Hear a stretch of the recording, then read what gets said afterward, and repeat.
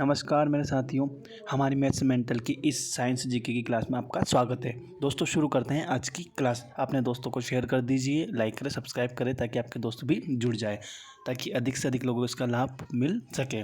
दोस्तों मैंने पिछली क्लास में आपसे एक प्रश्न पूछा था, मच्छर भगाने वाली दवाओं में रसायन कौन सा है। ये प्रश्न मैंने आपसे पूछा था, बहुत से दोस्तों ने इसका आंसर भी दिया है। देखते हैं इसका राइट आंसर क्या है। तो मच्छर भगाने वाली दवाएं होती है, जो लिक्विड होता है उसमें एक रसायन होता है एलिथ्रिल। सभी दवाओं में एक ही रसायन होता है एलिथ्रिल। अब एलिथ्रिल होता क्या है दोस्तों, फिलहाल बाजार में कई मच्छर भगाओ उपाय जैसे कि टिकिया, अगरबत्ती, लोशन, वेपोराइजर्स से भाप निकलती जिसमें से, जैसे ऑल आउट वगैरह आदि यंत्र उपलब्ध है। इन सभी मच्छर भगाओ उपायों में एलिथ्रिल समूह के यौगिक, एक रासायनिक यौगिक है, जड़ी बूटियाँ, तेल या डाइथाइल टोल्यूमाइड का उपयोग होता है। मच्छर भगाने में ये सभी उपाय 2 से 4 घंटे तक ही प्रभावी रहते हैं, इसके बाद वापस अप्रभावी हो जाते हैं। अगला प्रश्न देखते हैं। किसी परमाणु नाभिक का समस्थानिक वह नाभिक है जिसमें न्यूट्रॉनों की संख्या वही होती है परंतु प्रोटॉनों की संख्या भिन्न भिन्न होती है। प्रोटॉन की संख्या वही होती है परंतु न्यूट्रॉनों की संख्या भिन्न होती है। प्रोटॉन और न्यूट्रॉन दोनों की संख्या बराबर होती है, या प्रोटॉन और न्यूट्रॉनों दोनों की संख्या वही होती है परंतु इलेक्ट्रॉन की संख्या भिन्न होती है। दोस्तों ये बहुत ही शानदार प्रश्न है और रेलवे के एग्जाम में बार बार पूछा जाता है। समस्थानिक किसे कहते हैं, तो बताइए दोस्तों इसका राइट आंसर क्या होगा। जल्दी बताइए दोस्तों, फटाफट से बताइए इसका राइट आंसर क्या होगा। तो दोस्तों इसका राइट आंसर है, प्रोटॉनों की संख्या वही होती है परंतु न्यूट्रॉनों की संख्या भिन्न भिन्न हो जाती है। किसी परमाणु नाभिक का समस्थानिक, इसको आइसोटोप भी कहते हैं। ठीक है, अगला प्रश्न देखते हैं। सामान्य स्वस्थ व्यक्ति के शरीर में कितनी हड्डियां होती है। जो हेल्दी पर्सन होता है, स्वस्थ एडल्ट वयस्क की बात करें यहाँ पे, उसके शरीर में कितनी हड्डियां होती है उसके बारे में पूछा गया है इसमें। बताइए इसका राइट आंसर क्या है। ये प्रश्न बहुत से एग्जाम में आया हुआ है। हड्डियों की संख्या जब बच्चे का जन्म होता है तब अलग होती है, वयस्क में अलग होती है, स्वस्थ रहता है तब तक ये अलग होती है। तो दोस्तों इसका राइट आंसर है, स्वस्थ व्यक्ति के शरीर में 206 हड्डियाँ होती हैं। और जब बच्चे का जन्म होता है तो जन्म के समय उसके शरीर में 300 हड्डियाँ होती हैं और मृत्यु के समय तक, यानी कि जब वो वयस्क होता है तब वो हड्डियाँ 206 ही रह जाती हैं। यानी कि बाकी जो सारी हड्डियाँ हैं वो क्या करती है, गायब नहीं होती है, वो हड्डियाँ आपस में जुड़कर एक हो जाती है। जैसे कि खोपड़ी की हड्डियां हैं या हाथ या पैर की बहुत सारी हड्डियां जो जुड़ जाती है और जुड़ के एक हड्डी हो जाती है। अगला प्रश्न देखते हैं। स्त्रियों की तुलना में पुरुषों में वर्णांधता से अधिक पीड़ित हो सकते हैं, क्यों। मतलब जो वर्णांधता जो बीमारी है उसमें स्त्रियों की तुलना में पुरुष ज़्यादा पीड़ित हो सकते हैं, एक संभावना है, ऐसा क्यों है। 4 ऑप्शन इसके दिए गए हैं, जल्दी बताइए दोस्तों इसका राइट आंसर क्या है। दोस्तों ये सभी प्रश्न रेलवे के एग्जाम में पूछे गए हैं। और दोस्तों अगर आप रेलवे की तैयारी कर रहे हो तो सुबह मॉर्निंग क्लास मैंने 9:30 बजे करंट अफेयर की रखी है, जिसमें करंट अफेयर के क्वेश्चंस आते हैं, तो आप वो क्लास लेना ना भूलें। और दोस्तों अगर आप नए हो और यह वीडियो देख रहे हो तो प्लीज़ पूरी वीडियो देखें। अगर वीडियो अच्छी लगती है तो चैनल सब्सक्राइब करें और वीडियो भी लाइक करें। कमी लगती है तो कमेंट बॉक्स में ज़रूर बताएं। तो दोस्तों देखो इसका राइट आंसर क्या है। वे मानसिक तनाव से गुजरती है तो गलत है। देर तक घर से बाहर रहते, ये भी कोई औचित्य वाला आंसर नहीं है। उनमें साधारणतः कम चर्बी होती है, साइंटिफिक आंसर नहीं है। देखो उनमें केवल एक्स क्रोमोसोम एक होता है, ये सही है। पुरुषों में क्या होता है, एक्स वाई क्रोमोसोम होते हैं, जबकि महिला में होता है एक्स एक्स। तो इनमें जो होता है उसमें एक होता है। वर्णांधता के लिए एक्स क्रोमोसोम जिम्मेदार होता है ना। अगला प्रश्न देखते हैं। ये जो कलर ब्लाइंडनेस नामक रोग है, इस स्थिति में व्यक्ति को एक या एक से अधिक रंगों की पहचानने की सामान्य लोगों की अपेक्षा उसकी जो क्षमता कम होती है। अगर आपका बच्चा है उसको बार बार समझाने के बाद भी वो गलतियाँ कर रहा है कलर के बारे में, तो इसका मतलब उसको ये बीमारी हो सकती है। डॉक्टर से उसको चेकअप करवाएं। HIV द्वारा होने वाला रोग कौन सा है। धमाकेदार प्रश्न है, बहुत ही एग्ज़ाम में आया हुआ है। इसके बारे में तो सरकार कैंपेन भी चलाती है। पता है इसका राइट आंसर क्या होता है दोस्तों, फटाफट बताइए दोस्तों इसका राइट आंसर क्या है। HIV क्या है, HIV की फुल फॉर्म क्या है, सभी कमेंट बॉक्स में रिप्लाई करें। HIV की फुल फॉर्म क्या है। देखिए HIV द्वारा होने वाला रोग है एड्स। अब एड्स क्या है दोस्तों, एक एड्स है बहुत सारे रोगों का समूह है। एड्स बहुत सारे रोगों का समूह है। HIV की फुल फॉर्म है human immuno deficiency virus. Human immuno deficiency virus, ध्यान रख लेंगे, यहाँ से प्रश्न आता है, आपसे पूछ लिया जाए HIV की फुल फॉर्म क्या है। ठीक है, HIV जो रेट्रोवायरस परिवार है उसका एक सदस्य है। और जो एड्स है, एड्स की फुल फॉर्म है acquired immuno deficiency syndrome. Acquired immuno deficiency syndrome, AIDS की फुल फॉर्म क्या है? Acquired immuno deficiency syndrome. ठीक है, इसका जो कारण बनता है, यह मनुष्यों की एक अवस्था है जिसमें प्रतिरक्षा तंत्र विफल हो जाता है। मतलब मैंने बताया आपको बहुत सारे रोगों का समूह है, मतलब अपने शरीर की जो प्रतिरक्षा क्षमता होती है वह खत्म हो जाती है, मतलब अपना शरीर जो खुद की प्रतिरक्षा नहीं कर सकता। अगला प्रश्न देखते हैं, बिजली की खपत किसके मापन पर आधारित है? मतलब जब बिजली होती है उसकी खपत होती है वो किसके मापन पर आधारित है? बिजली जो खर्च होती है उसको कैसे मापते हैं? बताइए जल्दी, इसका राइट आंसर क्या होगा? ऑप्शन आपके पास हैं, जल्दी बताइए, जल्दी बताइए, जल्दी बताइए, जल्दी बताइए, इसका राइट आंसर क्या होगा? जल्दी बताइए दोस्तों, इसका राइट आंसर क्या होगा?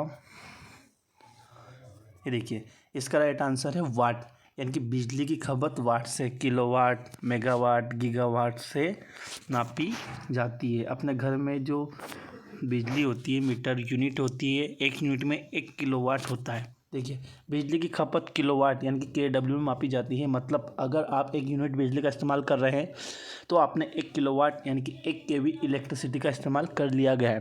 प्रैक्टिकली अगर देखा जाए, अगर 10 वाट का एक बल्ब अगर 10 घंटे चलता है तो वह 1000 वाट यानी 1 किलोवाट इलेक्ट्रिसिटी खर्च कर देता है। आया समझ में? अपने घर की जो इलेक्ट्रिसिटी का बिल आता है वह यूनिट के हिसाब से ही आता है।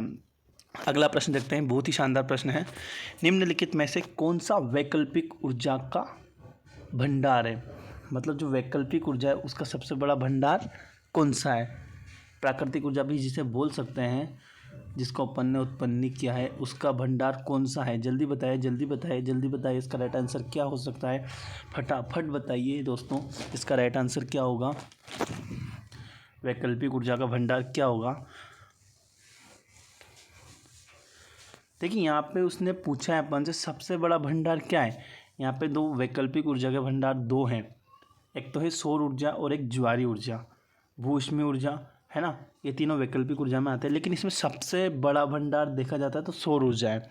ठीक है, तो राइट आंसर क्या हुआ? सौर ऊर्जा। बिना सूर्य के अपन कुछ भी नहीं कर सकते। ठीक है, यानी कि वैकल्पिक ऊर्जा का आया आपको समझ में। देखिए, ऊर्जा के उन सभी स्रोतों को वैकल्पिक ऊर्जा कहते हैं जो जीवाश्म ऊर्जा से उत्पन्न होते हैं। जीवाश्म, अगर पृथ्वी जो उल्टी पुल्टी हो जाती है, जो जीवाश्म बनते हैं उनसे जो उत्पन्न होते हैं सभी को वैकल्पिक ऊर्जा कहते हैं। जैसे कि पवन ऊर्जा ले लो, जल विद्युत ले लो, सौर ऊर्जा ले लो, ज्वारीय ऊर्जा ले लो, आदि आदि। ठीक है, परमाणु ऊर्जा इसके अंदर नहीं आती है। अगला प्रश्न देखते हैं, रेडियोधर्मी पदार्थ क्या उत्सर्जित करते हैं? जो रेडियोधर्मी पदार्थ होते हैं वो क्या उत्सर्जित करते हैं? बहुत ही शानदार प्रश्न है। रेडियम की खोज मैडम क्यूरी ने की थी, उससे रिलेटेड ये प्रश्न बहुत एग्जाम में आता है। जल्दी बताइए दोस्तों, इसका राइट आंसर क्या होगा? बहुत ही अच्छा प्रश्न है, एग्जाम में आता है बार बार। और अपने दोस्तों को शेयर कर दो फटाफट, जल्दी कमेंट करो। रेडियोधर्मी पदार्थ किसे कहते हैं? देखिए, तो रेडियोधर्मी पदार्थ क्या उत्सर्जित करते हैं? देखिए, जो अल्फा, बीटा और गामा तीनों के अंदर रेडियोधर्मी पदार्थ ही उत्सर्जित करते हैं, यानी कि इसका राइट आंसर है उपरोक्त सभी। क्या है? उपरोक्त सभी। ठीक है, आया आपको समझ में? रेडियोधर्मी पदार्थ किसे कहते हैं इसके बारे में थोड़ा सा समझ लेते हैं। देखिए, जो रेडियो सक्रियता होती है या रेडियोधर्मिता एक ही बात है। वह ऐसी प्रक्रिया होती है जिसमें एक अस्थिर परमाणु, मतलब परमाणु, बहुत सारे परमाणु स्थिर होते हैं और अस्थिर होते हैं। स्थिर परमाणु अपना आकार नहीं बदलते, लेकिन अस्थिर परमाणु ऊर्जा त्याग कर अपना आकार बदल लेते हैं। बहुत सारी उनकी प्रोसेस होती है। अपने नाभिक यानी न्यूक्लियस से आयननकारी विकिरण के रूप में ऊर्जा बाहर फेंक देते हैं। ऐसे पदार्थ जो स्वयं ही ऐसी ऊर्जा निकालते हैं विकिरणशील या रेडियोधर्मी, इंग्लिश में बोलते हैं रेडियो एक्टिव कहलाते हैं। ठीक है, अगला प्रश्न देखते हैं, जल की स्थायी कठोरता का क्या कारण है? जल की दो प्रकार की कठोरता होती है, एक तो स्थायी कठोरता, एक अस्थायी कठोरता। यहाँ पे अपन से स्थायी कठोरता के बारे में पूछा गया है। जल्दी कमेंट में ये भी कमेंट कर दीजिए कि अस्थायी कठोरता, उसको दूर करने का क्या कारण है। पहले आप बताएं जल की स्थायी कठोरता का क्या कारण है। दोस्तों ये प्रश्न रेलवे में पूछा गया था। सारे ही प्रश्न रेलवे में पूछे जाते हैं और जनरल साइंस के जो ये प्रश्न है हर एग्जाम में आपके आते ही रहते हैं। तो देखो इसका राइट आंसर क्या है? कैल्शियम तथा मैग्नीशियम क्लोराइड और उसके सल्फेट, मतलब कैल्शियम तथा मैग्नीशियम के क्लोराइड, उसके सल्फेट और इनके जो लवण होते हैं ये जल की स्थायी कठोरता के कारण है। मतलब पृथ्वी में जिस जगह कैल्शियम तथा मैग्नीशियम के क्लोराइड अवेलेबल हो, उनके सल्फेट अवेलेबल हो, तो वहाँ पे क्या होता है, वहाँ का जल खारा होता है और उसके साथ साथ उसका कठोर भी होता है। भारी जल पानी जो कठोर जो जल होता है वो पीने योग्य नहीं होता है, उसको अपन पी नहीं सकते। ठीक है, अगला प्रश्न देखते हैं, निम्नलिखित में से सबसे भारी धातु कौन सी है। मतलब जो भारी धातु है सबसे भारी, वह कौन सी है, अपन से पूछा गया है। आपको इसका राइट आंसर बताना है दोस्तों। ये प्रश्न एग्जाम में बहुत आता है, जल्दी बताएं इसका राइट आंसर क्या हो सकता है दोस्तों। तो देखिए, सबसे भारी धातु कौन सी है, सबसे भारी धातु है यूरेनियम। कौन सी है, यूरेनियम। यूरेनियम रेडियो एक्टिव पदार्थ भी है। इसकी अपन प्रकृति की बात करते हैं तो यूरेनियम एक चमकदार श्वेत रंग की धातु है, यानी कि जो नमक का जो डला होता है ना क्रिस्टल, इस टाइप की। यूरेनियम का परमाणु संख्या होता है 92। इसके परमाणु भार की बात करें तो 238.03 और इसका गलनांक होता है 1130 डिग्री सेंटीग्रेड। इसका क्वथनांक अनुमानित है 3500 डिग्री सेंटीग्रेड। घनत्व की बात करते तो 19.05 इसका घनत्व है। और घन सेमी या रेडियो विद्युत प्रतिरोधकता की बात करें तो 32.76 × 10⁹ ओम सेंटीमीटर, यह इसका विद्युत प्रतिरोधकता है। ठीक है, अगला प्रश्न अपन देखते हैं, हास्य गैस क्या है, लाफिंग गैस भी जिसे बोलते हैं, वह क्या है। ये प्रश्न मैं पहले भी आपसे पूछ चुका हूँ, आपका ये प्रश्न गलत नहीं होना चाहिए। जल्दी बताएं दोस्तों मुझे इसका राइट आंसर क्या है कि हास्य गैस क्या है। जल्दी बताइए दोस्तों, जल्दी बताइए, जल्दी बताइए, जल्दी बताइए, जल्दी बताइए। देखिए, हास्य गैस क्या है, नाइट्रस ऑक्साइड। ठीक है, ध्यान से देखना, नाइट्रस ऑक्साइड और नाइट्रिक ऑक्साइड आपको दोनों एक जैसे ही दिखेंगे, गलती से नाइट्रिक ऑक्साइड ना लगा दें। ध्यान रखें, हास्य गैस क्या होता है, एक रंगहीन अज्वलनशील गैस है।